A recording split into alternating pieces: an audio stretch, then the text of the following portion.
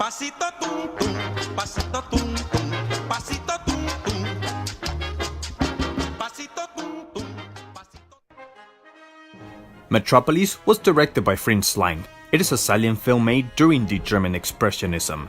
It went through a hellish removal of scenes on its premiere, lasting shorter than 90 minutes from the original longer cut.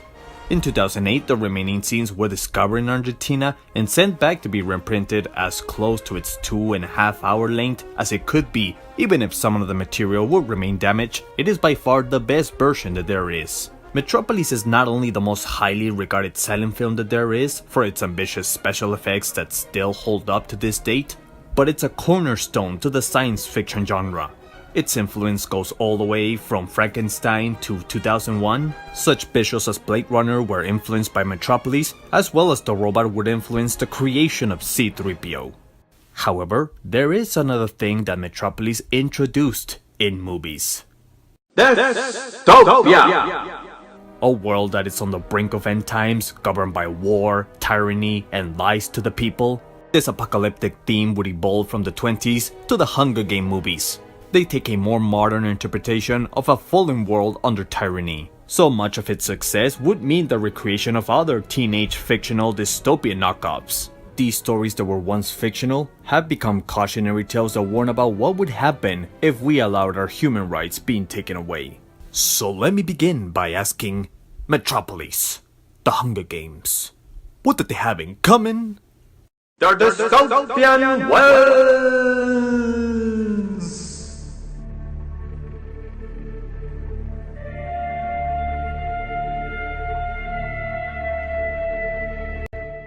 Before I begin by answering what a dystopia is, I should first mention its counterpart, utopia, because that's where it all began. The word utopia was first pronounced in 1560 on a fictitious book by Sir Thomas More, to describe a place of ideal perfection, especially in laws, government, and social conditions. Some ideal examples of a utopia are the Garden of Eden, the Kingdom of Heaven, the American Dream. In etymology, the word, if translated in Greek, means not a land, even though it would be erroneously translated to a good land. But now with the removal of the first letter to dis, the meaning changes to a bad land. In 1868, John Stuart Mill would first introduce dystopia when he discussed the dangers of silencing freedom of speech during his Parliament speech. Now, he would not introduce the word itself, but only the concept, which would define it as the opposite of utopia. An imagined state or society in which there is great suffering or injustice, typically one that is totalitarian or post-apocalyptic. Metropolis would be the first to set a dystopia in a fictitious future, and other films would follow after. Blade Runner, 1984, Terminator, WWII, The Hunger Games, and so far and so forth, including books, literature, and authors.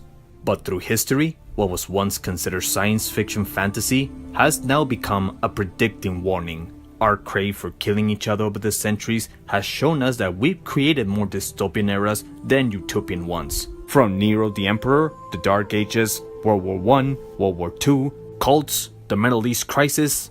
Dystopia has also gone on to mean the end of the world, the complete annihilation of social and human life. Some speculate it will be caused by robots, zombies, the rise of the Antichrist, and while most of us have an end-time fantasy we would much rather be in, the closest we ever got to a dystopian future is World War II. The world was at war with each other, America was at an economic distress in the Great Depression, Pearl Harbor bombing occurred, fascism was at its golden age in Russia with Stalin, Germany with Hitler, Italy with Mussolini, Spain with Franco, Japan with Toho. The disregard for human life was at a high with the use of labor camps and torture in Russia, Germany, Japan, and many more. Even the US would have labor camps for Asians after Pearl Harbor. The horrors of World War II would then lead to the publication of 1984 by George Orwell in 1949. The book warns of a future run by a corrupt government where facts, art, science, and history are censored and the people live under surveillance 24/7, with all the attention given to worship their leader. 1984 is the most dark and extreme interpretation of a fascist dystopia, and it belongs on a video of its own comparing it to V for Vendetta. If I ever get the chance, I will make a comparison later. But what's very clear is that fascism follows a pattern on how to rise into power, and as so, it continues to work. First step, there has to be a catastrophic event. It can be famine, climate change, or most famously, war. Second step is fear. People being fed paranoia over the economy crashing or immigrants taking our jobs. They took our jobs! Third step moves to the rise of a leader, granting them a solution to all their problems, which turns out either he is part of, if not the cause of the problem, in order to gain power. By the promise of these things, brutes have risen to power, but they lie. They do not fulfill that promise. They never will. What follows is revolution, and then showing the true colors of their corrupt leader. These patterns run in cycles, repeating the events every time there's a rising fascism, as how Orwell once put it in his 1984 book. One does not establish a dictatorship in order to safeguard a revolution. One makes the revolution in order to establish the dictatorship. So, what did these films hold up for us in the near future? Let's discuss each of them one by one.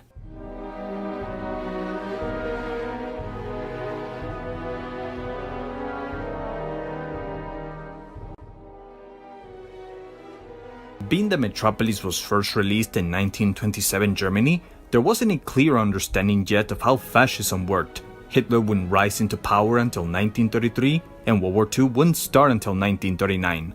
By the time the film premiered, Hitler was already popular and was feeding anger to the people over their embarrassing laws in World War I. The film introduces a few dystopian elements that other stories would copy after, like the ruthless ruler, even though this one is more sympathetic and finds redemption at the end. They introduce surveillance, where the ruler spies on his son wherever he goes. There is social class division between rich and poor, where the poor are forced to work while the rich reap the sweat of their labor without giving back. There is a revolutionary rise from the oppressed, and the attempt to stop this revolution by the villains. As a dystopian tale, Metropolis is a simple good versus bad guy scenario. There is no epic catastrophe or an economy collapsing that divided their society. It's just how it's always been, and that's how they easily unite in the end. What it did receive were suspicions of being a pro-Nazi propaganda. One, because the script was written by Theo von Harber, wife of the director, and also a big supporter of the Nazi party. And two, is for how much fondness Hitler saw in the film. So much that he felt related the most to Frederick, the ruler of the city, who undermines the workers underground.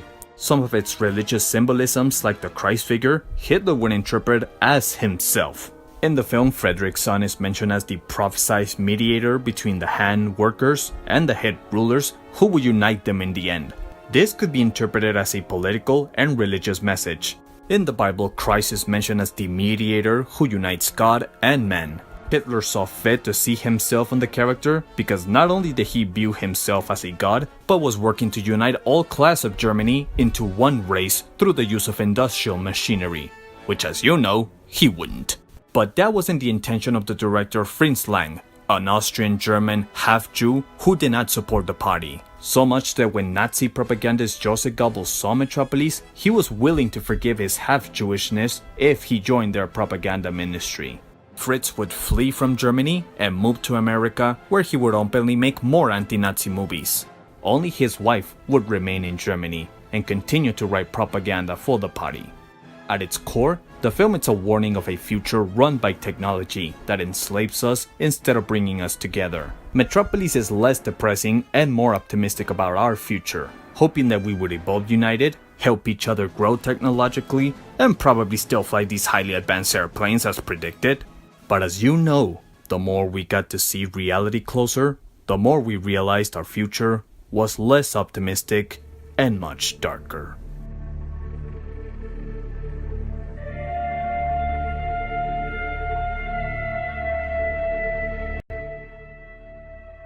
By the time the Hunger Games books came out in 2008, we already had an understanding of how fascism worked and how devastating it could be. This one would follow the patterns as how fascisms are made. A catastrophe occurs, that being nuclear war, changing the climate into a landscape destruction. Dictator is appointed, revolution is first attempted, revolution is defeated, the whole country gets punished by forcing to give up 2 children from each district in order to kill each other in a television show. The Hunger Games may have not been inspired by Metropolis, but they would take some of their simple elements and expand them to a much darker, depressing dystopia. The corrupt leader, democracy falling into dictatorship, torture, brainwash, propaganda. Both movies have social class divisions between rich and poor. Each lower class endures harsh labor, while the upper class enjoys prosperity. People are starving in 12. Here they're just throwing it out to stuff more in. They both have a female lead that gives hope to the poor class and inspires them to rebel against their oppressors. Although in Metropolis, Maria is not the heroine, and instead it's Frederick's son. I mean, it was the 20s, women were barely starting to vote, so they still had a long way to go to have a good portrayal of female heroines. Both female heroines are manipulated by the villains to portray a false image of themselves so that the people would turn against them. Author Susan Collins mentioned what got her to write the Hunger Games books. As a fan of ancient history and myth, she would include Greek mythology like Theseus and the Minotaur that would closely resemble to the tribute games. The Roman Empire inspired the political ruthlessness of the capital, including the enjoyment of the tribute games as how gladiators were forced to kill each other inside the Colosseum. There is some obvious imagery of the capital resembling a Roman Colosseum, as well as some obvious Nazi imagery.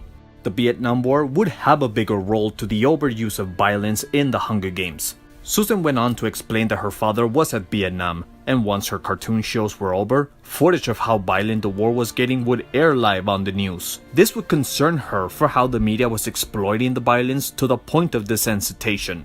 Now what we can get from this, Metropolis and the Hunger Games are a dystopia because their leaders misuse technology to control and divide their society, whether it's with industrialism or through media manipulation.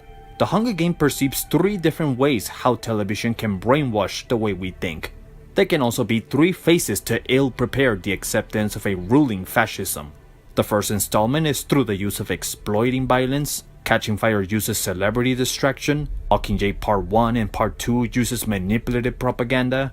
The exploitation of the violence is to desensitize the people from its shock value. The districts are forced to watch the games annually. The capital's treated as the Olympics or a betting game. Comparing it to our real-world issues, our media bombards us every day with violence, war, hunger, school shootings in our movies, our media, our video games. As the saying goes, if it bleeds, it sells. The more normal it gets, the more indifferent or less compassionate we feel towards the victims, because it's expected, thus doing nothing to fix it. Celebrity distraction is to simply dumb the people down. In Catching Fire, the people are fed useless information about the private lives of the tribute winners as if they were celebrities. The people in the districts, along with the capital, are being distracted with the over-the-top costumes and gossip scandals that resemble more like an American Idol in order to keep them ignorant and uninterested about what's happening outside their entertainment bubble. From now on, your job is to be a distraction, so people forget what the real problems are. That too can play to our media pushing useless shows and news that make us feel bored whenever we try to interact with important issues. Once the public is desensitized and distracted, that leaves them vulnerable to fall to any propaganda in Mockingjay. As time has gone by, I've learned to appreciate Mockingjay a little more, despite of its slow moments. Part 1 and Part 2 brings a gray area to the fighting cause of both sides, as they're equally manipulative as deceiving. They both fight each other through the use of propaganda, and sometimes with misleading information. An example from the good guys is when Katniss shoots down a Capitol's airplane, crashing into a building with civilians in it. She then proceeds to blame the Capitol for crashing the building as an act of terror, when in fact, she was responsible for the civilians' deaths. It's similar how our news media fights among each other, labeling their opposition as the bad guys while they alone are the good ones. Then again, neither one serves their own cause when they all sound like dystopian propaganda telling us who to hate and who to love. I mean, how is it that we've gone on from a fictitious hate-filled broadcasting propagandas like this? Immigrants, Muslims, homosexuals, terrorists, disease-ridden degenerates. Sounds similar to our real hate-filled broadcasting propagandas like this one. You do not have the right to come here. We did not invite you here. You cannot stay here. Hunger Games tells us that all sides are flawed and easily corrupted. just as when it's later revealed that the leader of the heroic rebellion coin is as corrupt and power-hungry as the capital's dictator. So the way Susan shows how public mind can be changed is to sensitize them from feeling pity over their enemies, turn them stupid so that they don't know or don't care to know about the facts, and once they believe in nothing, brainwash them to believe whatever is convenient. Just as Orwell once put it in his book, power is in tearing human minds to pieces and putting them together again in new shapes of your own choosing.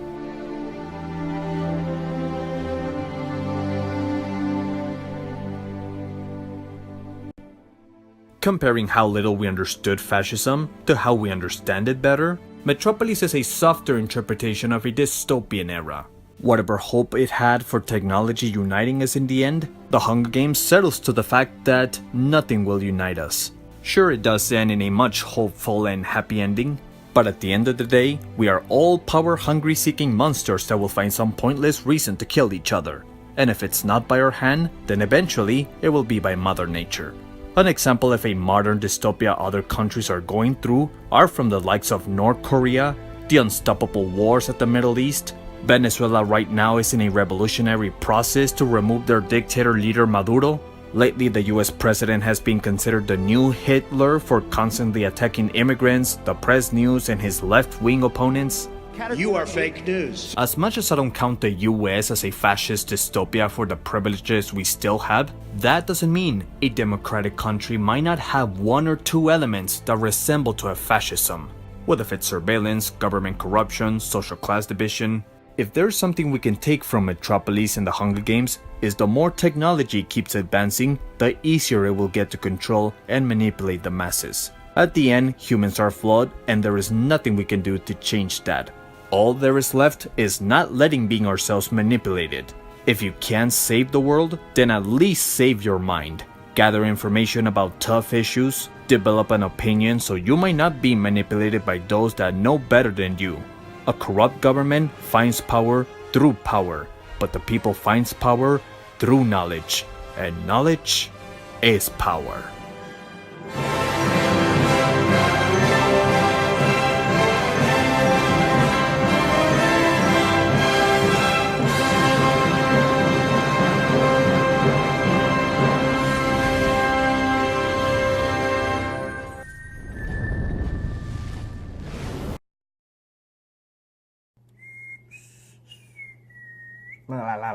Let's try that again.